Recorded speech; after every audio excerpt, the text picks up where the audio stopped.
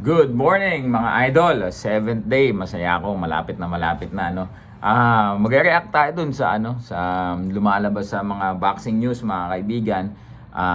Natong paghamon itong si Kazuto Ioka dito nga po kay champ Jerwin Angkahas, ang ating pong IBF World Super Flyweight Champion. So ngayon po mga kaibigan, ito nga si Ioka ay kakapanalo lang, 'di ba? Unanimous decision itong kanyang huling laban. And yung kanyang history naman, natalo siya ni Donnie Nietes sa kanilang labanan, ano? Pero pinaglaban sila ni Aston Palicte para paglabanan yung binakanting titulo ni Donnie Nietes at hinak Aston Palicte out. And ito nga si Kazuto Ioka ay napaka-dissenting kampiyon din. No? Kung hindi ako nagkakamali, siya din ay 4 Division World Champion na o 3 Division World Champion. Correct me if I'm wrong.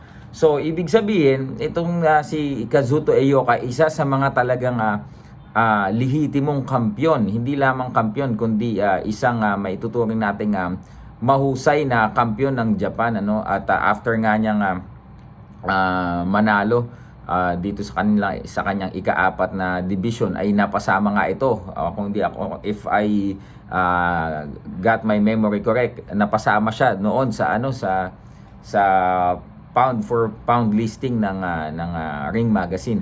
Ngayon, nakakatuwang isipin na ang isang kagaya ni Kazuto Ioka ay binibigyan ng respeto at pansin talaga, na kinikilala niya na lihitimong kalaban at kakumpetensya itong si Jerwin Angkahas. Ngayon, sa dami ng nagtatanong mga kaibigan, simula noon pa, nung simulang pumutok ang pangalan ni Jerwin, lagi nilang gustong makita talaga si Jerwin sa isang unification. Iyan ay ilang beses ko na ding natanong kila Sir Sean, kila Brendan. Parang as a fan din, parang I want to see, kasi parang 'di ba, parang it's about time for Jerwin Angkahas to be fighting his co-champions. Nga, ang sabi nga kasi paliwanag diyan nila ng ating mga bossing, because the other champions are tied with other promotions. That's the reason why. So ganun po. Ngayon naman siguro dahil sa tinagal ng panahon na nasa top rank si Jerwin Angkahas mga kaibigan, at pagkatapos ngayon nung nakakanyang laban, 'di ba? Siya po ay lumaban na under the banner of PBC. So sa akin palagay mas madaling mas matataas yung posibilidad na makalaban si Jerwin Angkahas sa kanyang mga co-champions, kasi open naman for partnership ang PBC. And when it comes to co-promoting a fight, talagang makikita natin ginagawa talaga ng PBC yan compared sa top rank, no? And tanging ko talaga, no, sa aking pananaw ay more than hinog na, more than pa sa hinog si Jerwin Angkahas para makipagbakbakan, makipagtagisan sa kanyang mga kapwa kampiyon, no? Syempre hindi lang, although si Ioka ang isa sa pinaka-hot na niya, no, pero meron pang isa, si Juan Francisco Estrada. Nandiyan din yung kahit natalo si Rong Bisay na pinuntahan pa namin noong 2018 sa Thailand para lang hamunin, pagkatapos nandiyan pa rin si Chocolatito, no, na tinalo si Yafai. So napakaraming posibleng makalaban sa super flyweight na mga talagang sikat din itong si Champ Jerwin Angkahas. And makikita naman natin sa kalidad ng isang Jerwin Angkahas na napaka-technical, napaka-husay matalinong boksingero, talagang excited din tayong makita siya na makipagsabayan sa kanyang mga kapwa kampiyon. And Jerwin, I think now is going to his 30 na yata si Jerwin, o 29. January 1 birthday niya So 29 yata, 29. So nasa peak na itong si Jerwin Angkahas, at I think it's about time, no, naniniwala ako as a fan, no, and not because of kung part tayo ng hindi. As a fan mga kaibigan, gusto ko din talaga na makita na itong si Champ Jerwin Angkahas na makipagbakbakan sa mga kapwa niya kampiyon. And nakakatuwang isipin dahil pagka kinall out ka, alam ba, ito ni Kazuto Ioka, it means na he respects your game, di ba? Ibig sabihin talagang naniniwala din siya sa kakayahan nitong si Jerwin Angcahas na kayang bigyan niya ng yun yung hinahanap niyang klase ng mga laban. And respeto kay Ioka dahil hindi siya nangingiming banggitin at i-call out ang isang, kasi bihira sa mga Japanese yan usually, 'di ba? Hindi naman sila magko-call out, 'di ba? Papabayaan lang nila yung kanilang promoter. Parang mga Pilipino din yan parang tayo, hindi tayo, 'di ba, nung Sir Manny era, talagang it depends on my promoter, lagi lang ganun. So yun mga kaibigan, sana mag-materialize po ang Jerwin Angcahas versus Kazuto Ioka, kasi talagang makakakita po tayo diyan ng isang napakagandang laban.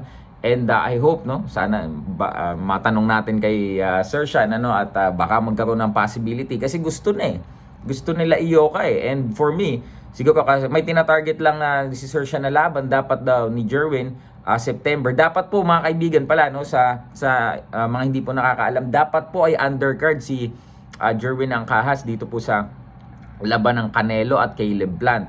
Yun nga lang daw parang mamumove yung Canelo and Caleb Plant, at the same time inaayos pa din yung visa ni Coach Joven, and baka maihabol pa, no, kung sakali mang reschedule. So ayun, kasi gano'n, no? So inaantay na lang bago lumipad ang Team Angcahas sa US para po magsimula ng kanilang paghahanda din, makapag-adjust sa US ay yung visa na lang ni Coach Joven, at patuloy pa rin naman niyang inaayos ng MP Promotions, ng mga partner immigration attorney namin, dahil hanggang magpasa ngayon nga, kasi ay tigil operasyon pa rin ng US Embassy. Kahit yung sinasabi ng aming mga boss sa MP na sila Sir David, sila Sir Choi, na kahit yung mga congressman pala daw may mga ilang nagalit dahil hindi daw sila mabigyan ng visa sa US Embassy. But anyway, hopefully soon, no, ay bumalik operasyon na para yung mga iba nating boksingero na nais nating makita in action, lalong-lalo na ang si Champ Jerwin Angcahas, na I think he is now the longest reigning world champion sa 115 pound limit sa super flyweight. At napakarami pa kung sakaling mag-materialize yung Ioka. I think ang pinakamabigat niyang pwedeng makalaban at pinakamalaking laban is Juan Francisco Estrada, and syempre nandiyan din ang nagbabalik na si Chocolatito Gonzales, and pwede pa rin kahit natalo itong Rong Visay, kasi I think yung kung pinaka-fit, kung sinong pinaka-fit na pwedeng kalabanin ng isang Jerwin Angcahas ay itong si Rong Visay, kasi parang yung style ni Rong Visay, although entertaining, I think his style is tailor-made for Jerwin Angcahas, and I think na mas mapapakita na ang skill ni Jerwin Angcahas kapag si Rong Visay ang kanyang nakalaban. So these fights are long overdue. Hanggang namatay na yung excitement hindi natin nakita. So sana mag-materialize na itong mga laban na ito. And sa nakikita ko, mas positive na mangyayari ang unification for Jerwin dahil sa kanyang paglipat na under PBC banner. So yun lamang po mga idol, at nakaka-excite nakita natin sa news na ito nga hinahamon, kino-call out mismo ni Kazuto Ioka si Jerwin, and Jerwin naman syempre lalaban yan. Nagpahayag din siya ng kanyang saloobin, good luck dito kay Ioka, and he's open for a fight. So yun lang mga idol, comment down below kung ano sa tingin nyo, sinong mananalo, sinong mamamayagpag sa 115 pound division kung sila ay lahat ay magsalpukan. At yun lamang, magandang araw sa inyong lahat. Peace.